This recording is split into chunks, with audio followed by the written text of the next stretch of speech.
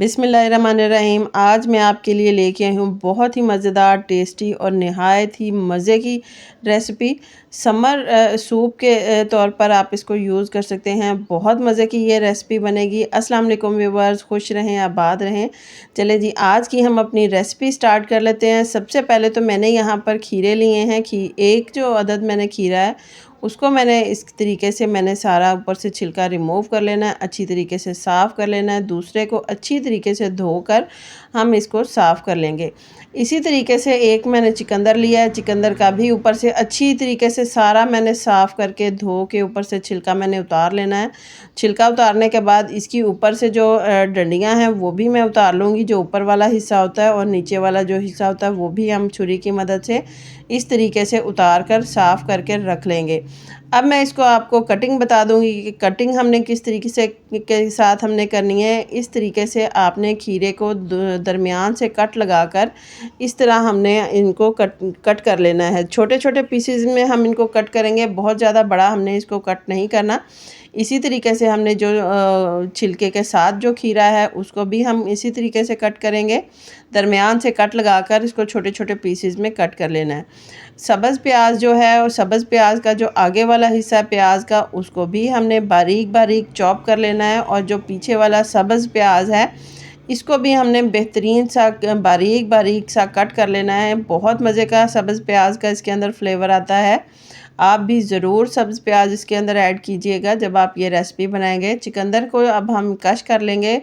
कश की मदद से मैंने इसको अच्छी तरीके से कश कर लेना है। सारा का सारा चुकंदर इसी तरीके से हमने कश करके रख लेना है। ये देखें, बेहतरीन सा ये कश हो चुका है।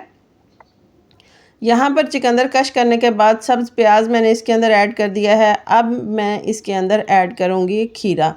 दोनों जो मैंने खीरे थे छिलके के साथ और छिलके के बगैर दोनों मैंने इसके अंदर ऐड किए हैं। छिलके ऐड करने के बाद अब इसके अंदर हम स्पाइसेस ऐड करेंगे। स्पाइसेस में सबसे पहले मैंने ज़ीरा ऐड किया, थोड़ा सा मैंने नमक ऐड किया है, इसके साथ मैंने चाट मसाला ऐड किया है और थोड़ी सी मैंने इसके अंदर काली मिर्च ऐड की है। स्पाइसेस आप अपने मुताबिक कम या ज़्यादा भी कर सकते हैं, जितना आपका दिल करे आप उतने ज़्यादा इसके अंदर ऐड कर सकते हैं।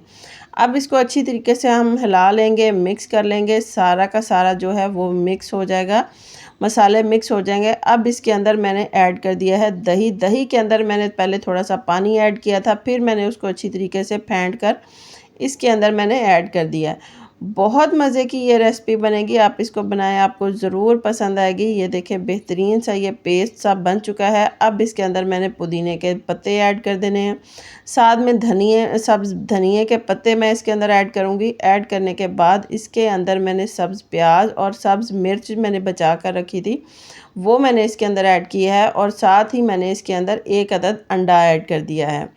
एक अदद अंडा ऐड करने के बाद इसको हम अच्छी तरीके से मिक्स करेंगे। बहुत मज़े की, बहुत ही ज़्यादा टेस्टी ये रेसिपी है। आप इसको बनाएं, आप ऐसे ही सूप के तौर पर भी खा सकते हैं, एज अ स्नैक के तौर पर भी खा सकते हैं।